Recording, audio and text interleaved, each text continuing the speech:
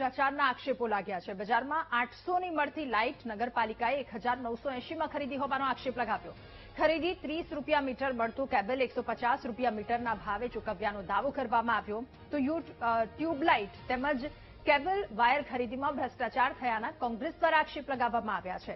8 લાખનો માલ 20 લાખમાં ખરીદી 12 લાખ રૂપિયાનો ભ્રષ્ટાચાર થયો છે, કોંગ્રેસે કહ્યું। ત્યારે સમગ્ર પ્રકરણને લઈને એન્ટી કરપ્શનમાં ફરિયાદ પણ દાખલ કરાઈ। કોંગ્રેસ દ્વારા બિલ ન ચૂકવવા ચીફ ઓફિસરે લેખિતમાં વાંધાઓ રજૂ કર્યા। નગરપાલિકા દ્વારા અંદાજે 20 લાખની સ્ટ્રીટ લાઇટ ખરીદી કરવામાં આવી છે। આ સ્ટ્રીટ લાઇટમાં બહુ મોટું કૌભાંડ છે।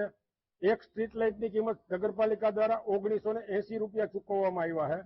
ખરેખર આની બજાર કિંમત 800 થી 850 રૂપિયા છે એવી અમે અનેક ઠેકાણે તપાસ કરતા અમને જાણવા મળ્યું છે।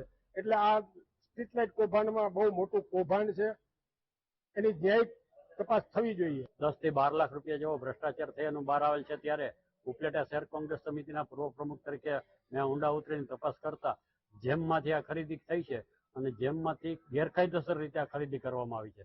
જેમના પેટા નિયમો મુજબ જે ખરીદી કરવાના અધિકાર છે તે ક્લાસ 1 અને ક્લાસ 2 ઓફિસર જ ખરીદી કરી શકે, એમને બદલે ઉપલેટા નગરપાલિકાના એક રોજમદાર કર્મચારી નામે આ ખરીદી કરવામાં આવી છે અને ભ્રષ્ટાચાર કરવામાં આવ્યો છે। હદ તો ત્યારે થાય છે કે જે કર્મચારીને નામે આ માલ ખરીદાણો છે, કર્મચારીને પણ વિશ્વાસમાં લીધો નથી અને કર્મચારીએ પણ નગરપાલિકામાં લેખિત રજૂઆત કરી છે કે મારે નામે ખરીદી થઈ છે, મને તો કઈ ખબર નથી। હાલ જે સમાચાર પ્રસિદ્ધ થયેલ છે તેમાં એ વિશે હું સમક્ષ રજૂઆત કરું છું કે આ સમાચાર સાવ પાયો વિહોણા છે। આ લાઇટ, કેબલ, ચાપડા મળી કુલ રૂપિયા 19,850,000 ખરીદી કરેલ છે।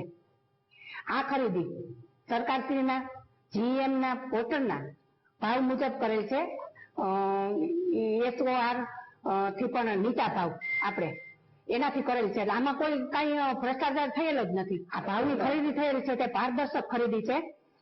તો આ આક્ષેપ સાવ ખોટો થતા પ્રજાને ગેરમાર્ગે દોરવા તથા વિકાસના કામ અટકાવવા માટે આ ખોટા આક્ષેપ કરેલા છે તથા જે ખરીદી કરેલ છે તે અમારા કર્મચારીના આઈડીમાંથી થયેલ છે। સ્ટ્રીટ લાઇટ માટે ભંડોળ ફાળવેલું, ત્યારબાદ જે પ્રોસિજર કરવાની હોય એ લોકોએ કેવી રીતે પ્રોસિજર કરી મને ખબર નથી, પણ જનરલ બોર્ડની અપેક્ષાએ એ લોકોએ ખરીદી કરેલ છે। એમાં 1980 રૂપિયાની લાઇટ છે, પછી બ્રેકેટ છે અને સાથે કેબલ। મારી સ્ટ્રીટ લાઇટ કમિટીની મીટિંગ બોલાવેલી છે। એ મીટિંગમાં